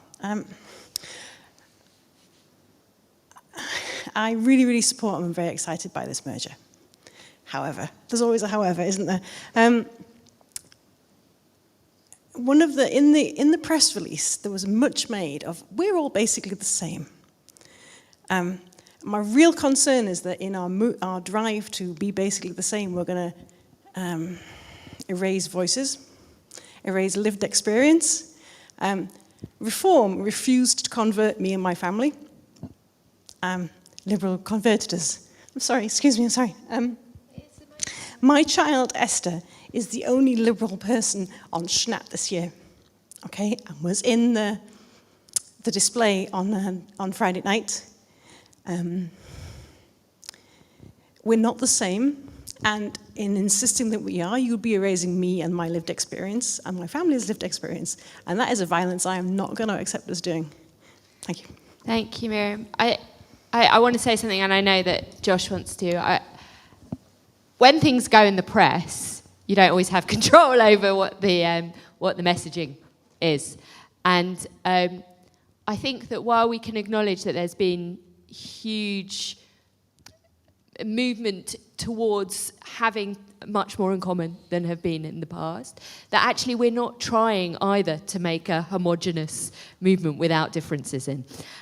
One of the things that I've been learning during this experience has been how much breadth there is not only kind of across the movements, but within the movements.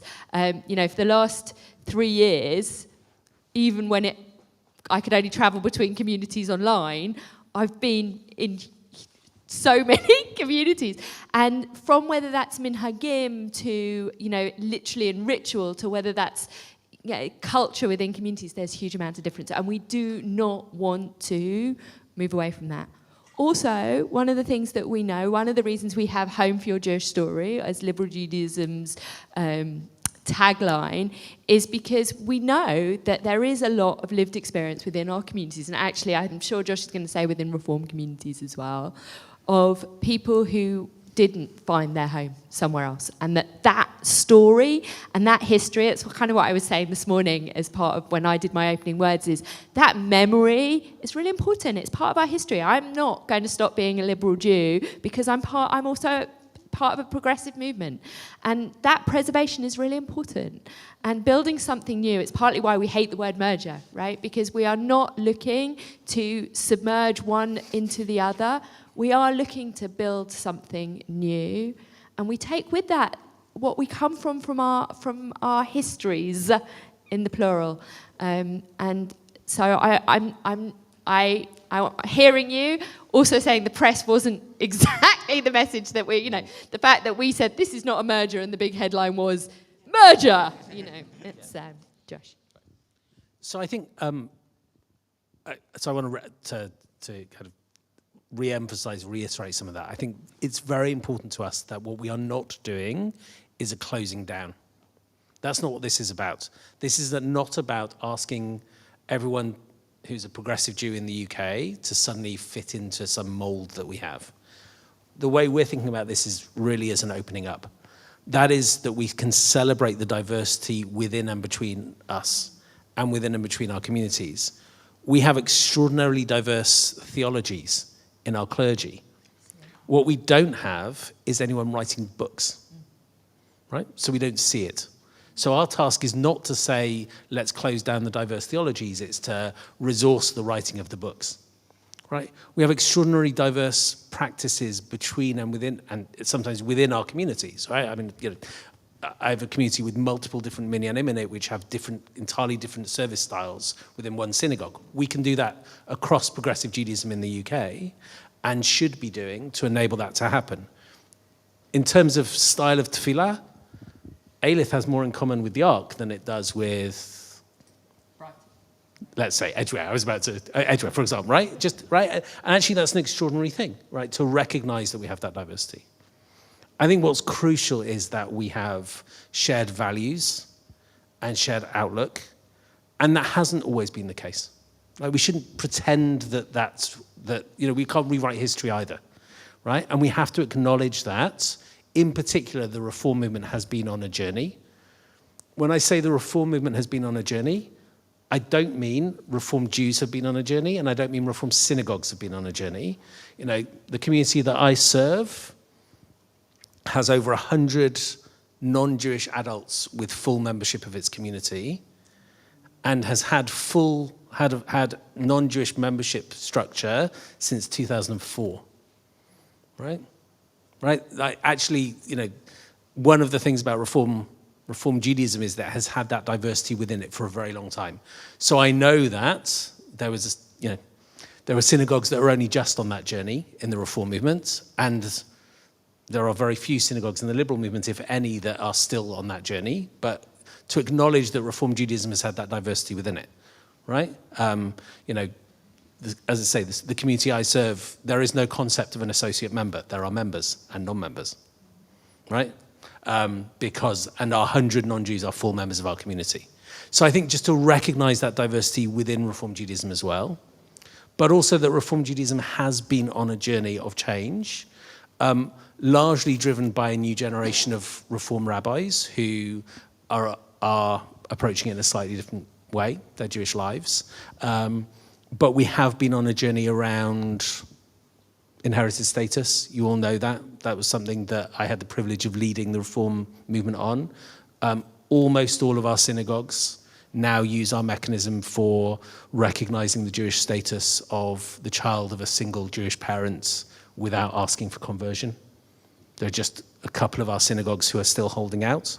And I recognize that that's problematic, but that's about diversity within a movement. We've been on journeys around issues of celebration of mixed faith weddings.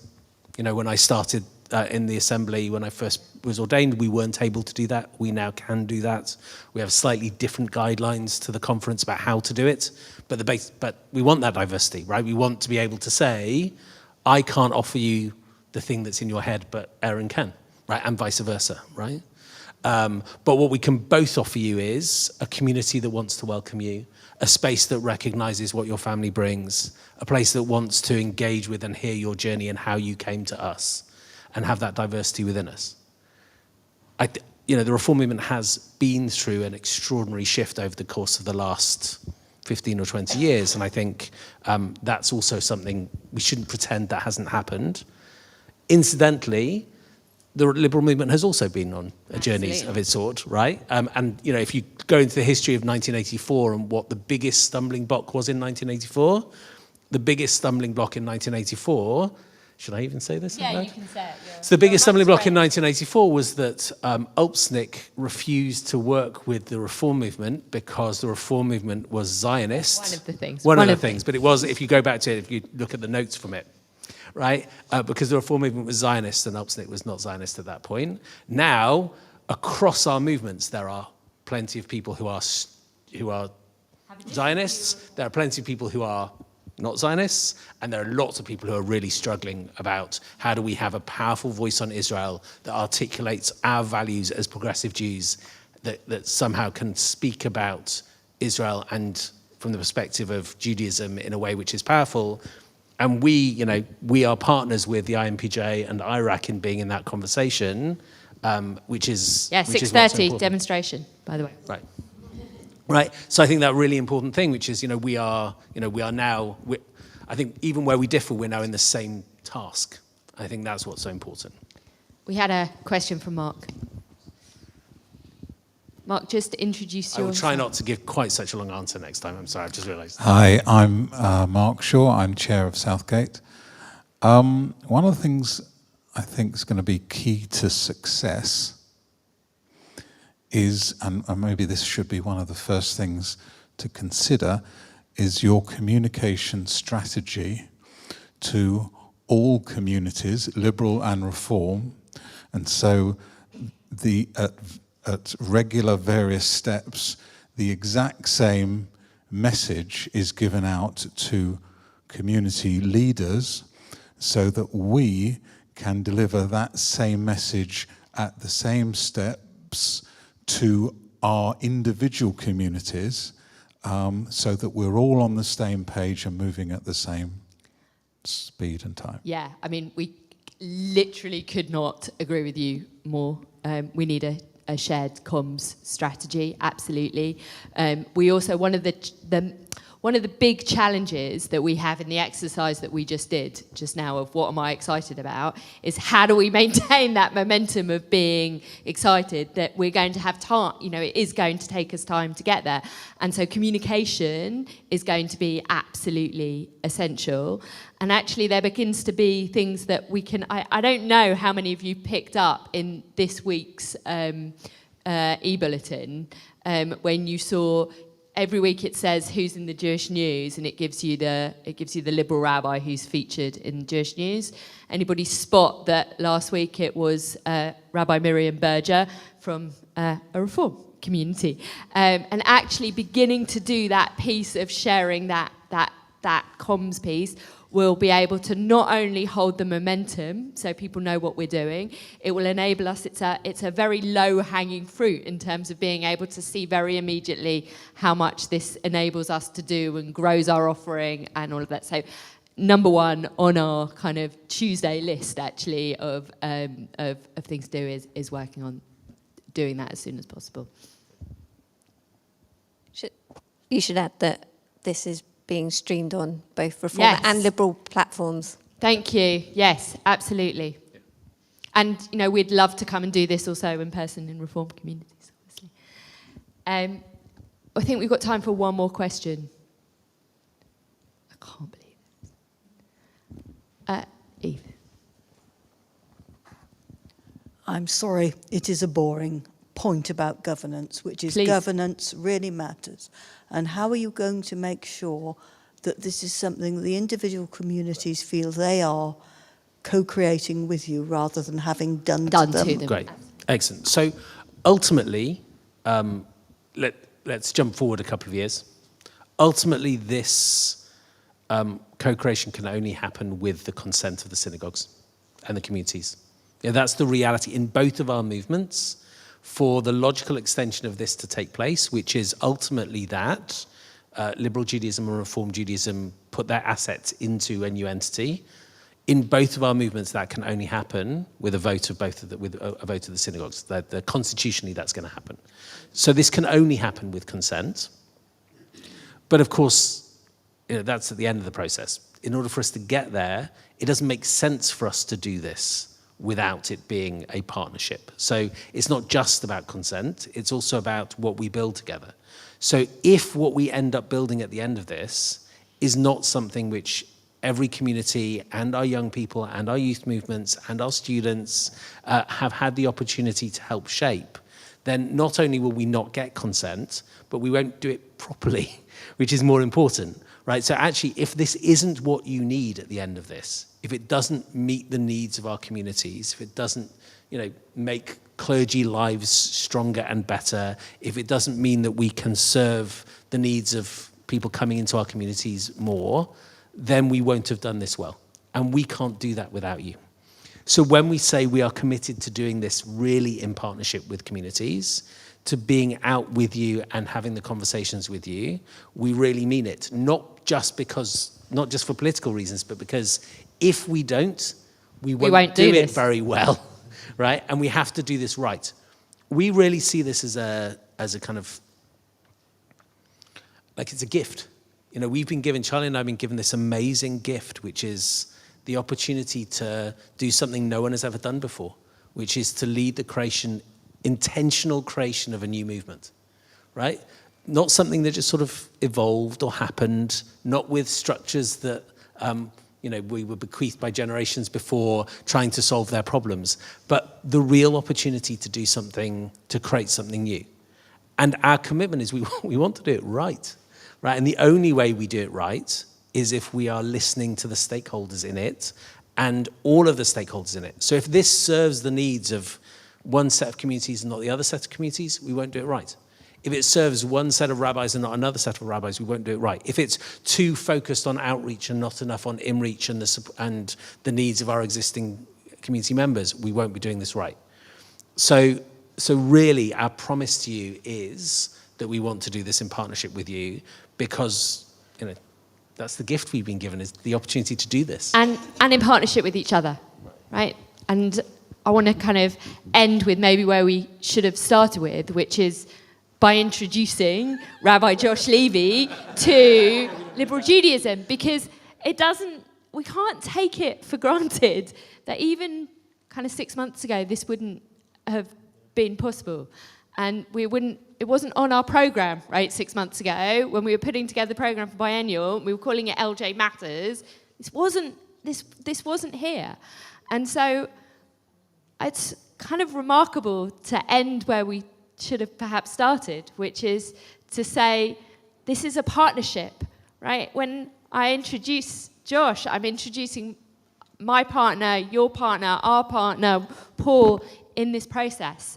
And so, Josh, welcome to the Liberal Judaism family. We are beyond delighted that you chose your give up your Saturday to be with us on Biennial. We really, really hope that this is the beginning of many, many more rooms, stages, whatever that we are sharing together, and that we continue to invite each other into our homes and share space together. So thank you, and thank you. And look at Becca. There you go, great.